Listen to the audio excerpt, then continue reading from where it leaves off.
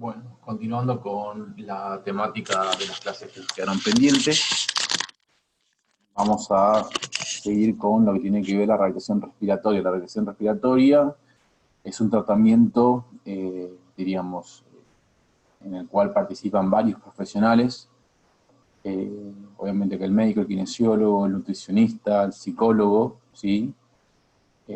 Justamente para tratar de devolver al paciente una calidad de vida, ¿sí? Ese tratamiento obviamente va a constar de pilares, por así decirlo, ¿sí?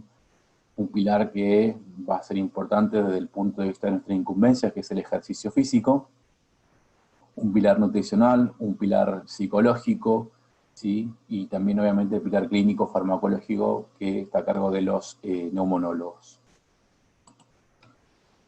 Los objetivos de la rehabilitación respiratoria claramente es tratar de reducir los síntomas, ¿sí? Ya que a veces el compromiso pulmonar es, diríamos, estructural y eso no se puede revertir, pero sí, mediante diferentes adaptaciones, tratar de que los síntomas se reduzcan y de esa manera, digamos, mejorar la calidad de vida de los pacientes, traducido obviamente en una independencia funcional, en una integración laboral y social, ¿sí?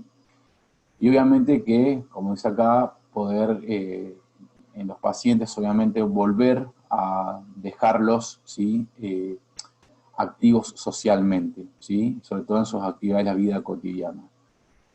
Desde el punto de vista de la evidencia, sabemos que la rehabilitación cardiovascular va a tener un gran impacto, ¿sí?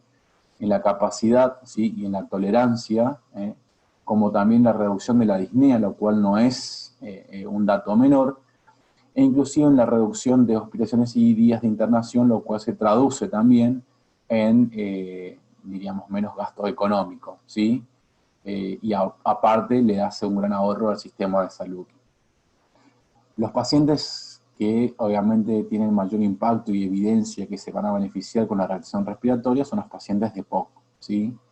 Son los que de alguna manera hay mayor evidencia de que su adherencia a la participación de la rehabilitación de la rehabilitación respiratoria, van a tener un gran impacto, ¿sí? No obstante, el asma, la bronquiectasia, ¿sí? Inclusive aquellas cirugías de reducción de volumen pulmonar, secundaria o bronquiectasias, ¿sí? Inclusive en época avanzada o fibrosis avanzada, ha demostrado también tener buenos resultados. Dentro de lo que tiene que ser las evaluaciones, ¿sí? Que se necesitan para poder de alguna manera realizar una rehabilitación respiratoria lo más, diríamos, lo más adecuada posible, hace referencia a los estudios tanto de la función respiratoria como de la calidad de vida. Con respecto a la función respiratoria, ¿sí? Lo que se busca obviamente es evaluar la capacidad ventilatoria y obviamente la integración de la capacidad ventilatoria en lo que tiene que ver el resto, ¿sí? De la economía del organismo. Entonces, dentro de las funciones respiratorias de campo tenemos la caminata de 6 minutos o el Schultz test, ¿sí? O el Schultz test endurazo de resistencia, ¿sí? Que serían como la mínima, diríamos, requisitos que deben tener para poder acceder a la rehabilitación respiratoria, ¿sí? En una especie de más, ¿cómo se dice? Tiempo avanzado, o sea, estudios avanzados, disculpen, estaría la prueba de ejercicio, obviamente, características sobre todo máxima. Con respecto a lo que tiene que ver con la capacidad ventilatoria, que es más específica, se pediría una espirometría y obviamente que lo que tiene que ver el intercambio gaseoso para ver cómo está obviamente sus presiones parciales. Y bueno, la espirometría obviamente vamos a obtener los volúmenes, ¿sí? Y la maximidad ventilatoria voluntaria. En otras etapas, obviamente, que se puede pedir, obviamente, la elaboración de la membrana respiratoria mediante el transporte de dióxido de carbono. Mínimamente necesitamos, ¿sí? Evaluación de la musculatura respiratoria para saber de alguna manera en qué parte estamos, es decir, los valores de Pimax y Pmax. y obviamente averiguar de forma indirecta, ¿sí? El papel o el rol que se encuentra obviamente en la disnea. O sea, serían de alguna manera los puntos más duros y mínimos que debe tener la evaluación de la versión respiratoria. Con respecto a la calidad de vida, obviamente que tenemos cuestionarios genéricos y específicos que serían indispensables también para acceder a la rehabilitación. Perdón. Bueno, dentro de lo que tiene que ver las enfermedades respiratorias, vamos a hablar de algo que ya lo hemos visto, ¿sí? Ya vamos a solamente hacer un repaso. Sabemos que las enfermedades respiratorias obviamente pueden reducir la reserva funcional, ¿sí? Que tienen los pulmones, que esto puede condicionar al sistema cardiovascular, y de alguna manera eso también se puede traducir en un incremento, ¿sí? De afección, sobre todo de la circulación, ¿sí?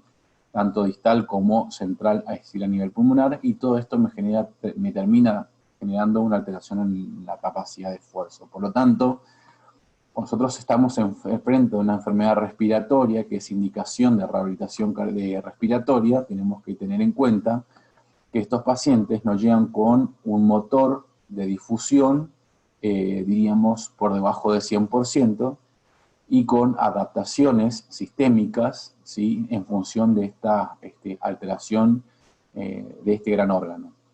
Entonces, las enfermedades que van a llegar a la rehabilitación obviamente son las obstructivas, las intersticiales, inclusive enfermedades vasculares, aunque no hay gran impacto o evidencia, pero siempre hay pacientes que van obviamente con hipertensión pulmonar, trastornos neuromusculares, ¿sí? Aquellos pacientes que han tenido obviamente problemas de placa motora, de neurona motora inferior o superior, alteraciones de la caja torácica, sea traumatológicas o no, y en menor medida los pacientes de trasplante pulmonar si es que llegan, ¿sí? Porque a veces no todos los pacientes tienen un post-trasplante adecuado para llegar a la rehabilitación respiratoria. En el caso de las enfermedades obstructivas, insisto, esto es más repaso que otra cuestión, ¿sí? Sabemos que va a haber una gran limitación al flujo aéreo debido a que hay una destrucción de la pared y obviamente estrechamiento de la parte bronquial, ¿sí? Esa limitación al flujo aéreo lo que hace es afectar la elasticidad pulmonar, que se va a manifestar sobre todo durante el ejercicio. En reposo hay ciertas manifestaciones, pero en ejercicio obviamente que se pone, diríamos, de más manifiesto, de forma tal de que el paciente va a compensar esa situación incrementando su frecuencia respiratoria a expensa, ¿sí? Intentando, ¿sí? Disminuir su tiempo, que puede ser tanto inspiratorio como expiratorio. Obviamente que a mayor frecuencia respiratoria, menor tiempo expiratorio, lo que colabora para que obviamente el paciente se encuentre en una hiperinsuflación dinámica, es decir, una retención, ¿sí? De volumen dentro de los alveolos. Como hay mayor insuflación, ¿sí? Hay mayor insuflación, o sea, mayor retención de aire, obviamente que hay menor capacidad de distensibilidad de la caja torácica, es decir, menor compliance, ¿sí? Es decir, la caja torácica se encuentra en una desventaja mecánica que genera obviamente una alteración en la ventilación. A su vez, diríamos, al estar en una menor distensibilidad, los músculos se encuentran acortados, lo que hace que generen menos presión. Al generar menos presión, obviamente que hay, diríamos, un mayor volumen atrapado, ¿sí? Es decir, solo tenemos un volumen corriente, que es el que entra y que sale, pero que ahora tenemos un volumen atrapado dentro de los alveolos, ¿sí? Lo que me genera una hiperinsuflación. Y esta hiperinsuflación es lo que acorta, debido a los cambios biomecánicos en la caja torácica, que me hacen que yo tenga menos presión, ¿sí? Por parte de los músculos, porque obviamente se acortó la longitud muscular.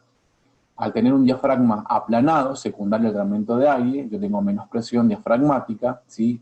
Y eso, junto con, diríamos, la velocidad de contracción, me afecta en la presión, ¿sí? Y la única manera que yo tengo de compensar eso es intentando disminuir los tiempos inspiratorios. En el caso de los músculos respiratorios, obviamente que hay reducción, ¿sí? Digamos, de la longitud muscular, lo que me va a afectar las fibras musculares con lo que tiene que ver la sarcómera, es decir, hay una nueva readaptación sarcomérica, ¿sí? Entonces, obviamente que si yo tengo menor estiramiento de las fibras musculares, ¿sí? Voy a tener menor acortamiento. En función de esa situación, ¿sí? Lo primero que se ve afectado obviamente es el diafragma, que de alguna manera se conecta obviamente con el sistema nervioso central, generando una activación para informar esta situación, ¿sí? Y en condiciones normales, este diafragma, ¿sí? Sabemos que es un músculo rico en mitocondrias, ¿sí? Y fibras tipo 1 que generan obviamente resistencia, pero que esto de alguna manera va a ir variando, secundario obviamente a los cambios estructurales que se puedan producir a nivel muscular. Como tenemos una deficiencia musculatoria secundaria a cambios biomecánicos, eso favorece obviamente, ¿sí? La ventilación, que se traduce claramente en un incremento del trabajo muscular favoreciendo la disnea. El paciente hace más fuerza para tratar de movilizar mayor volumen de gas, lo cual es ineficiente, ¿sí? Esa mayor velocidad de contracción para tratar de compensar, ¿sí? Con intensidad de contracción, el paciente refiere que tiene dificultad respiratoria, que necesita, ¿sí? Hacer más esfuerzo para respirar, ¿sí? La ventilación se incrementa a expensa tanto del volumen corriente como de la frecuencia respiratoria, ¿sí?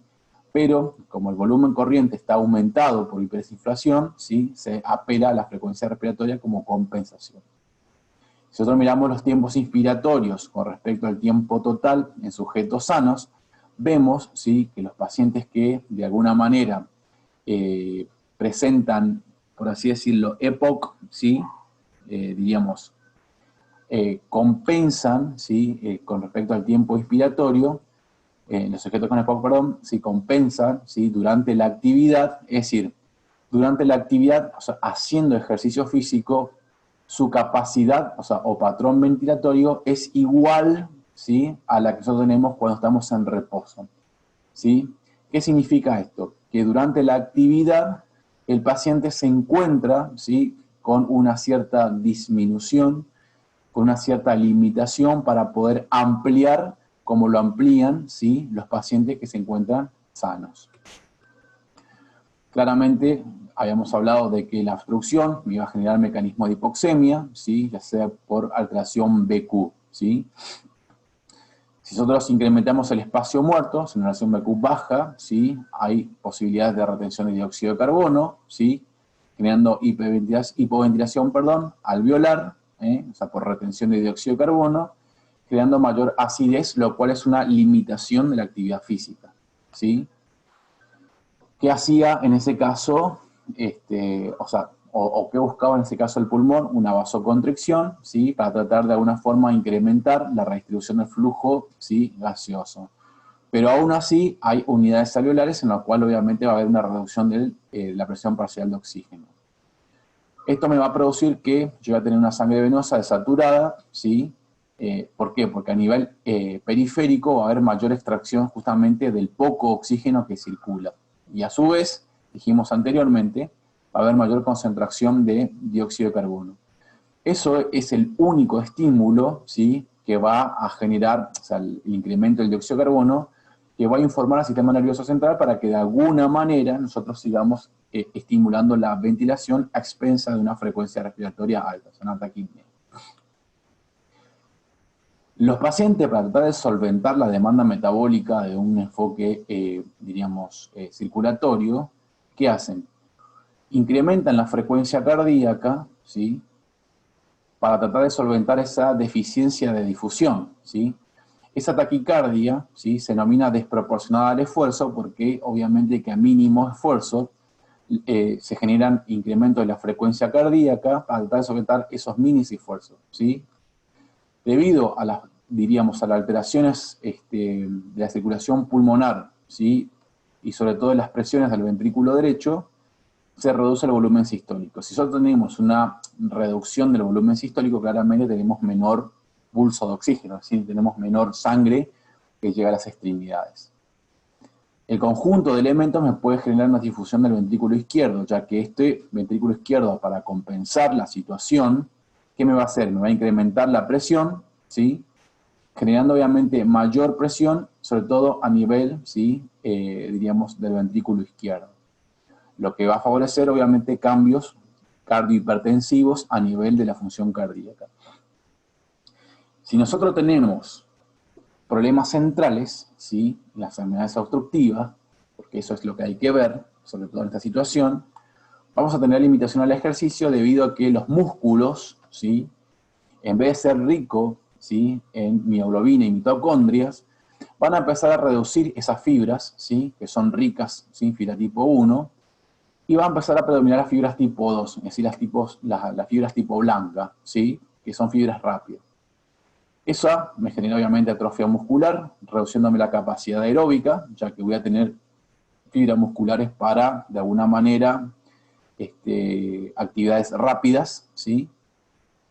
Y dentro de las transformaciones van a producirse obviamente menores enzimas del ciclo de Krebs, claramente no lo voy a utilizar, ¿sí? Y también alteraciones en lo que tiene que ver en la oxidación lipídica, ¿sí? Menor velocidad de recuperación, ya que va a haber menor proporción de fosfocreatina, mayor concentraciones de hidrogeniones que me van a favorecer la acidosis láctica, colaborando claramente con lo que tiene que ver, diríamos, el cansancio o las causas de cansancio.